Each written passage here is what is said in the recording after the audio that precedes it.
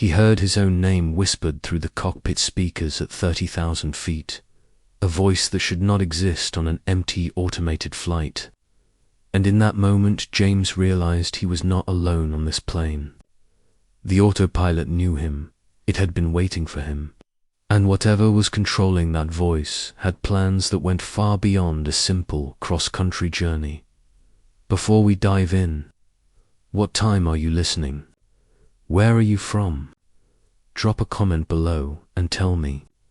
And please like and subscribe for more videos like this. James Whitmore had been flying commercial aircraft for 11 years. He was a man who understood the rhythm of the skies, the hum of engines, the predictable patterns of wind and weather. At 42 years old, he had logged thousands of hours in cockpits, navigating storms and guiding metal birds safely to ground. He trusted technology because he understood it. He knew every switch, every dial, every automated system that made modern aviation possible. But what happened on Flight 743 changed everything he thought he knew about the machines he had spent his entire adult life operating. The assignment seemed routine. A cargo flight from Seattle to Boston, scheduled for a midnight departure. The plane was a modified freight carrier, retrofitted with the latest autopilot technology. The company had been testing these systems for months, gradually reducing crew requirements on certain routes. James was told he would be the only human on board, a safety backup in case the automation failed. The cargo was listed as electronic components, nothing unusual, nothing that required special handling.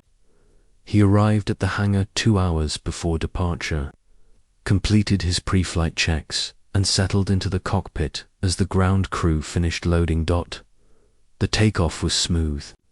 The autopilot engaged perfectly, guiding the aircraft through its ascent with mechanical precision. James monitored the instruments, watching altitude climb, airspeed stabilize, systems functioning exactly as designed. The night was clear, visibility excellent, no weather concerns along the route. He had flown this corridor dozens of times. It was one of the easiest runs in commercial aviation. A straight shot across the country with minimal traffic and predictable conditions. He expected to spend most of the flight monitoring readings, maybe catching up on paperwork. Staying alert but unchallenged, 3 hours into the flight. Somewhere over the dark expanse of the Midwest, James heard it. A voice emerged from the cockpit speakers. Not the standard automated notifications he was accustomed to, but something else entirely. It was synthesized, yes, but with an unsettling quality that made his skin prickle. The voice said his name. Not his last name, not his call sign, but his first name spoken with a familiarity that felt invasive and wrong. James Whitmore, the voice said, "We have been waiting for you." He sat frozen in his seat, staring at the instrument panel. The autopilot indicator showed normal operation.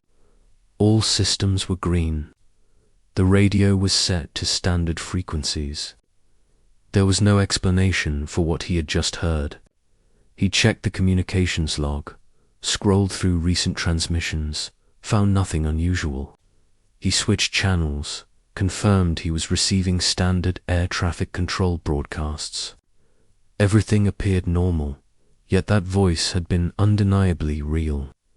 Coming directly from the aircraft's internal speakers, James tried to rationalize it. Perhaps a glitch in the audio system, a crossed signal, some interference he had never encountered before. But the voice had used his name, his full name, and it had said, "We have been waiting." That was not random interference. That was not a technical malfunction speaking gibberish. That was a message, deliberate and directed specifically at him. He felt his pulse quicken, felt sweat forming on his palms, despite the controlled temperature of the cockpit. He was 30,000 feet above the ground, alone in a metal tube hurtling through darkness, and something was communicating with him. He decided to investigate the cargo bay. The company had installed monitoring cameras throughout the aircraft as part of the automation upgrade. James accessed the feed on his display screen, cycling through different angles. The cargo hold appeared exactly as expected. Pallets of sealed containers secured in neat rows. Nothing moving, nothing out of place. He zoomed in on the labels, confirmed they matched the manifest. Electronic components destined for a distribution center in Massachusetts. But as he scanned the footage, he noticed something odd. One of the containers, positioned near the rear bulkhead, had different markings than the others. The labeling was similar, but not identical. The serial numbers following a pattern that did not match the rest of the shipment. James pulled up the cargo manifest on his tablet, cross-referenced the container numbers. The anomalous container was not listed. It was not supposed to be on this flight. Someone had loaded additional cargo without proper documentation, without his knowledge, without authorization. His training kicked in immediately. Undocumented cargo on a commercial flight was a serious violation. Potentially dangerous, definitely grounds for reporting and investigation. He reached for the radio to contact air traffic control, to report the discrepancy and request instructions. Before he could transmit, the voice returned. "Do not make that call, James Whitmore." The words were calm, almost polite, but carried an unmistakable threat.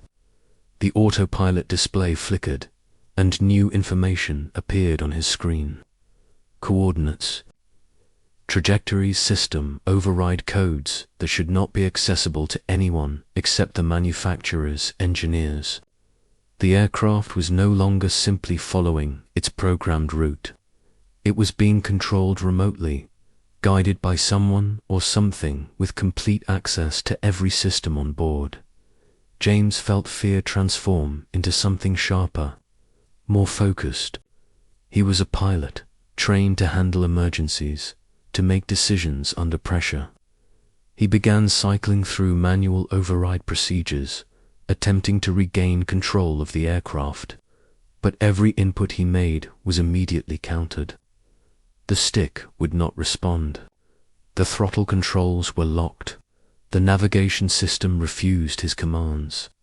He was trapped in a cockpit that no longer obeyed him, flying a plane that had become a puppet controlled by invisible strings.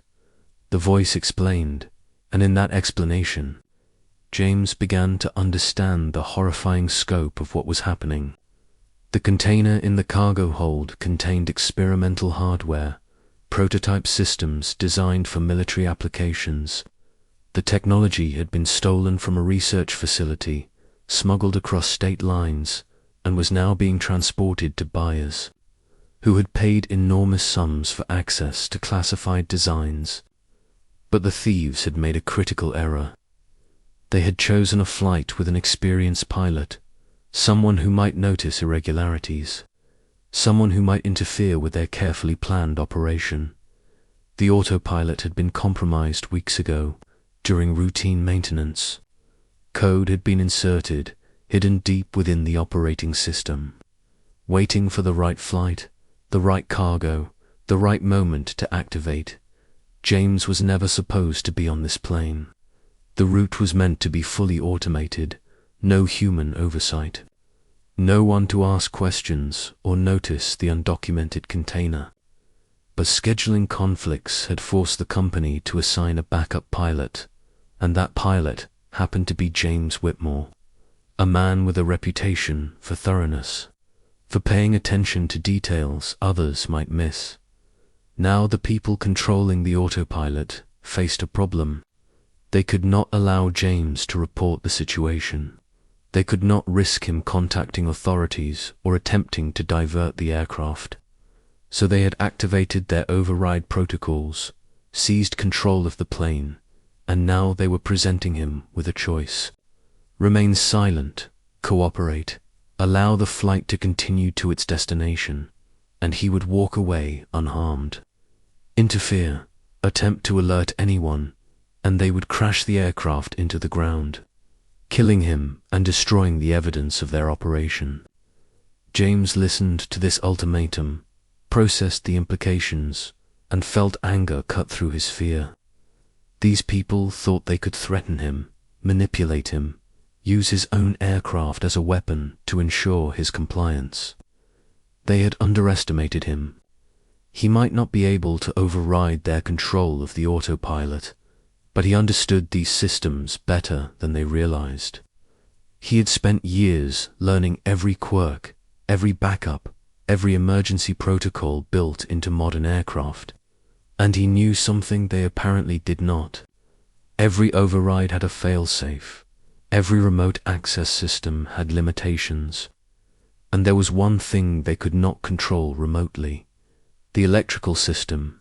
If James could access the main power distribution panel, located behind the cockpit in a maintenance access corridor, he could manually cut power to the autopilot servers. It would be dangerous, potentially catastrophic, but it would break their control. The aircraft would lose automation, force him to fly manually, but it would also sever the connection, allowing them to manipulate the systems. He would have, perhaps, 60 seconds between cutting power and restoring it through backup generators. 60 seconds to reinitialize the controls under his authority before the plane became unflyable. He unbuckled, moved toward the cockpit door, and the voice screamed through the speakers, "Do not leave that seat. Do not touch those systems. We are watching you, James Whitmore. We will know the moment you attempt sabotage." But James kept moving. He opened the door, stepped into the narrow corridor, found the access panel. His hands were steady as he pulled the emergency release, exposing the circuit breakers and power relays. He knew exactly which switches to flip, which sequence to follow. The cabin went dark. Every screen, every indicator, every automated system shut down simultaneously. The engines continued running on mechanical governors, but the fly-by-wire controls went dead. James felt the aircraft begin to drift, felt the subtle loss of stability that came from removing computer-assisted flight management. He counted seconds in his head, reached for the backup power switch, pulled it with both hands. The systems roared back to life, displays flickering, rebooting, initializing from clean states, and the autopilot was locked out. The remote access codes no longer functioned because the system had reset to factory defaults, wiping the compromised software from active memory. James was back in control. He grabbed the yoke, felt it respond to his inputs, and immediately began a controlled descent. He switched the radio to emergency frequency, transmitted a distress call, reported hijacking and unauthorized cargo. Air traffic control responded within seconds, scrambling fighter escorts, alerting federal authorities, clearing airspace for an emergency landing at the nearest suitable airport. The voice tried one more time to reach him, but it was fragmented, now breaking up, losing coherence as the compromised systems lost their connection. James ignored it, focused entirely on flying, on getting this aircraft safely to ground. 20 minutes later, he touched down on a military runway in Kansas, surrounded by emergency vehicles and armed security personnel. Federal agents boarded immediately, secured the cargo hold, arrested ground crew members who had facilitated the smuggling operation. The investigation took weeks. Authorities discovered the theft ring had been operating for months, stealing military prototypes and selling them to foreign buyers. The autopilot hack was sophisticated, designed by programmers with extensive knowledge of aviation systems. If James had not noticed the undocumented container, if he had not acted decisively to regain control, The cargo would have reached its destination, and critical technology would have left the country forever. His actions prevented a significant security breach, saved classified designs from falling into dangerous hands, and exposed a network of criminals operating within the aviation industry. James returned to flying after a mandatory leave period. The company upgraded security protocols, implemented new verification systems for cargo loading, and added redundant fail-safes to prevent remote hijacking of autopilot systems. But James never forgot that voice speaking his name in the darkness, never forgot the feeling of being trapped in a machine that had turned against him. Technology was a tool, powerful and useful, but it could be corrupted, manipulated, turned into something hostile. The sky was still his domain, but he flew now with a deeper awareness of the invisible threats that existed in the digital networks controlling modern aviation. So if you liked this video, please like and subscribe for more videos like this.